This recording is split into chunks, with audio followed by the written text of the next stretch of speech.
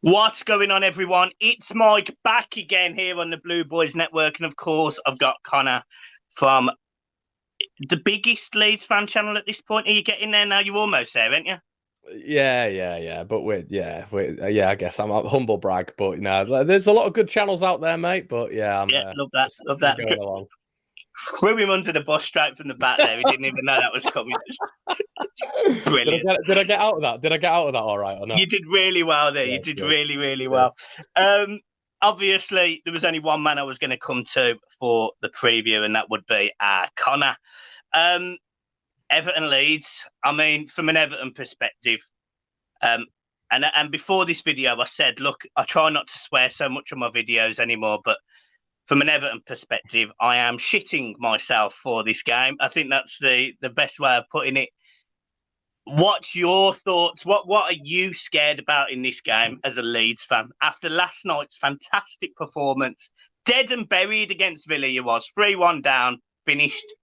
Leeds, do a Leeds and come back and fight another day. I'm terrified. Yeah, I think so, mate. I think it was a good result for us. I think we do the Leeds thing, and me and you chat like regularly on WhatsApp and about Everton, about Leeds, and I think we did the very Leedsy thing where we had a 20-minute spell where their midfield was getting on top of ours. They were bypassing the man marking system, and when you do that against Leeds, you open up so much space, which every Everton fan will know. I think Damari Gray did it several times at Ellen Road, and it causes so many problems because players from other positions have to come over. That leaves other positions open. It's just chaos. But overall, against Villa, as you've just said, mate, we're dead and buried beforehand. Nobody's given us any sort of expectation in the game. Villa are on fire. Steven Gerrard's doing a great job. This, that, and the other, and Leeds go there, and for 75-80% of the game, we were the better team by a country mile, and we just had a crazy spell. And I think it's going to be an interesting one because Frank, if any of you Everton fans don't know, isn't liked at all by, I would say, probably every single Leeds fan. No Leeds fan likes Frank Lampard.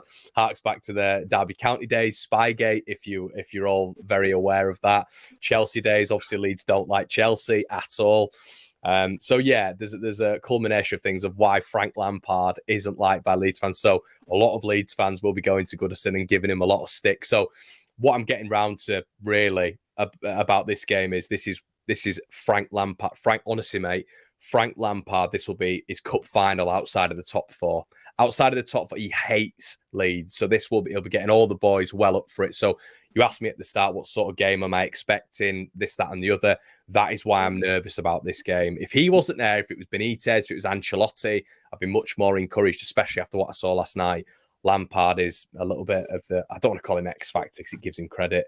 The B-Tech factor, which I'm worried about.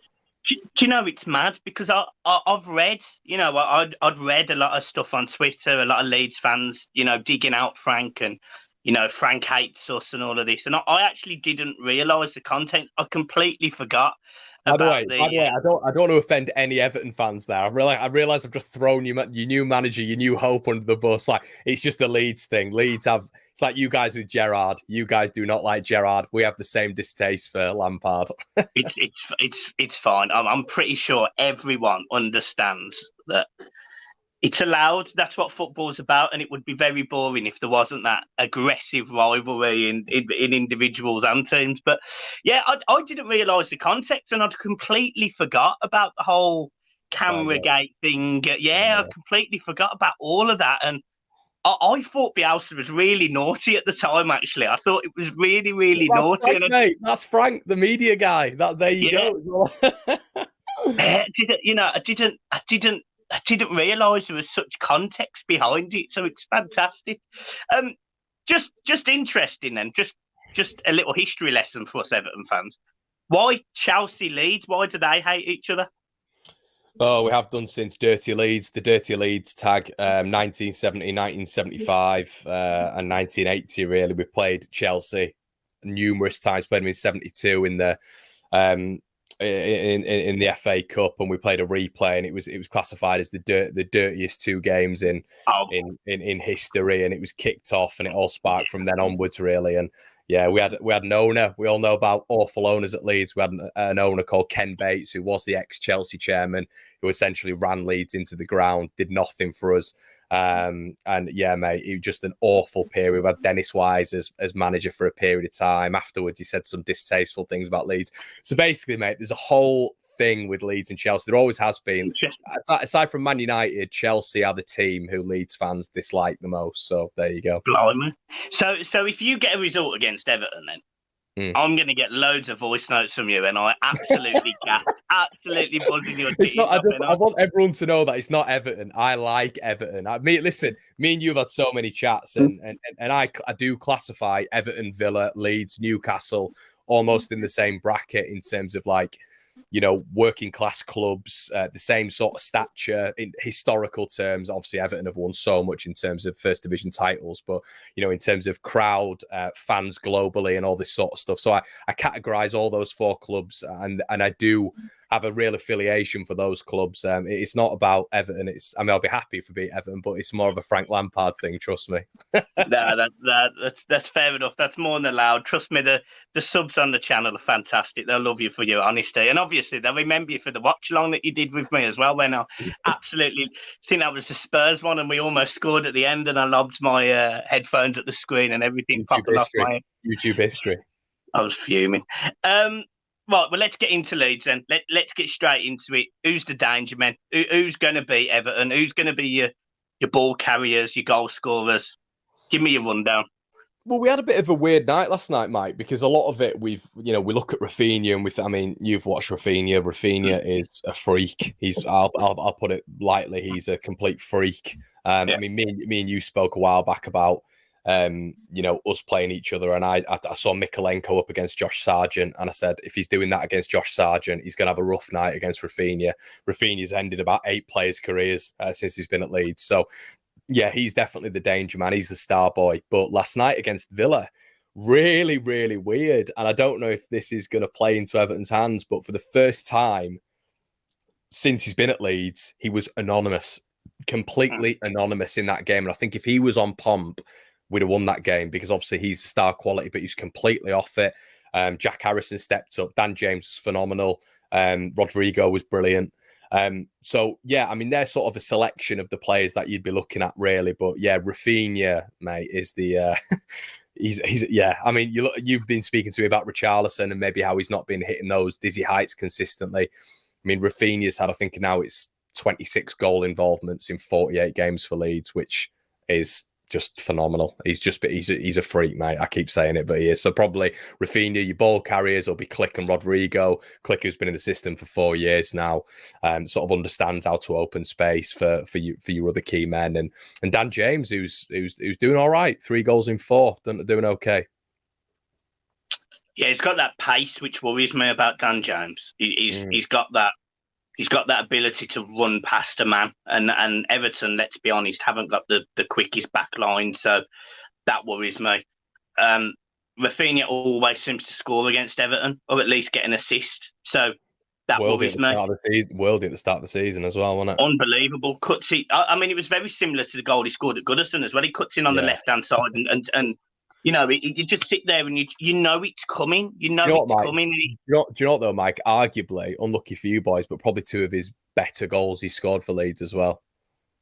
It always happens. Ryan Fraser as well at Newcastle always scores against Everton. If there's a stat to be done, it's against Everton. Anything. Seriously, honestly, we could make one up now and it would happen. Messier's first goal. I think you're worrying me a little bit, because you know there's a lot of talk at the minute about however many, what did he say? Everton have got 9 points in 17. And it's one of that, because you always think it with your club, don't you? Your club's always the unlucky one. And I always think it's one of those where it's like, of course, and the carpet's rolled out for Frank Lampard's first home win. But listen, as we say, mate, we'll get into it. But I think I think this game's going to follow the exact same blueprint as yesterday for Leeds. Yeah, I hope it doesn't, to be honest, because that means Everton don't win, and we need to win. Just to put it in perspective, I don't know what our back four is going to be. I don't know what the midfield's going to be, and to be honest, I don't know what the front three is going to be. I don't know what Frank is going to do, because he can't set up like he did against Newcastle, because if we get dicked 3-1 by Newcastle, we get turned over 8-0 by Leeds. I mean, it will be bad. I think both teams will score, because let's be honest, I think neither team can defend. We've conceded 38, you've conceded 43. But as I mentioned on your preview, and guys, get over to Connor's channel. He has some great questions about Everton. Get over to his channel. I'll put the link in the description. Like and subscribe, obs. That was cringe. That was really cringe. I like the obs bit. That was nice. I thought it was cringe, but cheers, man. I appreciate it. If you take out the 7-0 against Man City, and I think it was 6-1 at the start of the season against Man United, and there was a big one against... Mike, it's especially with those, mate. Any other side, I don't care if you get the score wrong. It was 5, all right? Don't okay, give them, sorry. Not them, all right? You know, at 5. Sorry, man. Yeah. And there was I'm sure there was a big one against Arsenal, wasn't there? Or was it somebody else? Yeah, okay. So if you take those 17 goals you conceded in 3 games away, you actually have a much better defence than Everton, who just regularly concede goals. We haven't had a pumping. We just concede goals. Yeah, so, it's a weird one. I mean, you were talking about it last night. You were looking at the Leeds defence, and obviously on my preview on my channel, we were speaking about it. And the defence was actually really good. The problem with Leeds is it's the midfield turnover. And if you've got, as I've said at the start, if you've got quality in the midfield and you're able to bypass that man system, Leeds are in a whole world of hurt. But I think overall, you know, if you've got a midfielder like last night, for example, like Ramsey, who, you know, just ridiculous. Coutinho was a joke. If they're running towards your defenders and then Leeds concede, everyone's going to point at the defence, but nobody points at the midfield. The midfield sometimes get a little bit of respite, and it's like the defence actually, as you said, mate, last night was all right. It was okay, even though we conceded 3. Yeah, and this is the thing that worries me, because when you take those goals out of the equation, it means I think you've only conceded 19 or something, or whatever it is, in 17 games. And when you actually put it down in that fact, it's actually not as bad for a team that not necessarily is in a relegation battle. I don't think Leeds are in they're certainly not as bad as us. But, you know, a team that maybe up until the last couple of weeks been looking over their shoulders a little bit and looking at the teams behind. I just think Leeds defensively are better than Everton, and I think that's what worries me. I think going into this game, it's a game where Everton have to win, and I think the only way that we do win is by outscoring Leeds, is because I don't think we can defend, and I think you defend better, which is mad me saying that in a Bielsa team, because everyone goes, Bielsa's an attacking manager, and he lines up to go and hurt teams as a high press. If you can play through the press, that's great. But if Everton can't do that, it's going to be a really long 90 minutes for us. Now, I have to hope as an Everton fan, because that's what it is at this point, it's hope, that us as fans can get them boys on that pitch to fight, because there isn't fight in the Everton team. And I'm laying my cards out very brutally here. There isn't fight in that Everton team. If we go 1-0 down, I am absolutely panicking, stressed, worried. Whereas if you manage to carry on, keep going, push, you'll win this game comfortably. So Everton have to score early. They have to break that line in midfield. And Donny van der Beek and Dele Alli have to play well. And if they don't, I'm really worried we're going to lose this game. Yeah, I think we've spoken about it before as well. I think, listen, we're not blowing smoke with Leeds here. I think it's one of those things where there's one aspect of Leeds which is relentless, and it's the running. And I think almost that surpasses quality sometimes. I think we saw that against Villa. The unit can definitely be more impressive than individual quality at points. And I think Leeds have got that. And if you're looking at Dele Alli, you're looking at Donny van der Beek, and maybe they're not match fit. You're looking at Mikalenko at left back. He's not fully match fit. I would even argue Dominic Calvert-Lewin, and he's not match fit properly. And then he's going up against the Leeds side. I think that's where the danger lies, because as you've just said, Mike, and you made a really good point, Leeds will not stop until the 90th minute. And we're unique like that, you know, putting out 14 13, 14k each player out every single game. We might not have the best quality, but as a unit, Leeds will definitely push you. Yeah, that's what I said that on your preview. I said, look, I look at Leeds and I don't look at them and go, brilliant side. I don't look at them. They've got good players. You know, we've mentioned Rafinha, Jack Harrison, fine, but it's sprinklings of quality. It's not a whole team of quality. You know, I think you'd say yourself, there's some players in that Leeds team which are arguably championship level. That's not a dig. You know, we've got them as well. It's not a dig. But you don't die.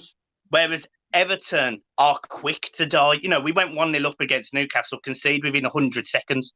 We die. So I think, Mike, I think as well on your point just there, it's the continuity in terms of how long they've played with each other. There's almost an understanding of where every single player is going to be. And as we said, the quality might not be there all the time, and it's certainly not. But there's a reverse pass from Rodrigo. Click knows exactly where to run. You know, Jack Harrison will inadvertently put the ball exactly, you know, he knows exactly where Dan James is going to be every single time on the edge of the 6-yard box. It's not looped over. It's at a certain, it's either at the front post or it's, you know, it's sort of like either pulled back or whatever. But the patterns of play are so indoctrinated into these players that there is an understanding. There is without even getting your head up and looking. So that's a positive style, definitely, because against an Everton team who maybe are a little bit broken, hopefully it'll work in our advantage.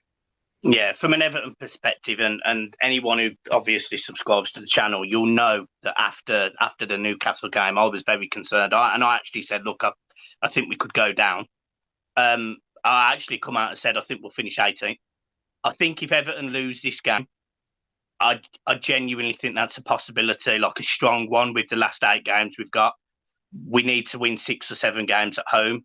And I think if we're losing to Leeds and Watford at home, and this is no disrespect to either of those sides, but you have to beat the teams around you.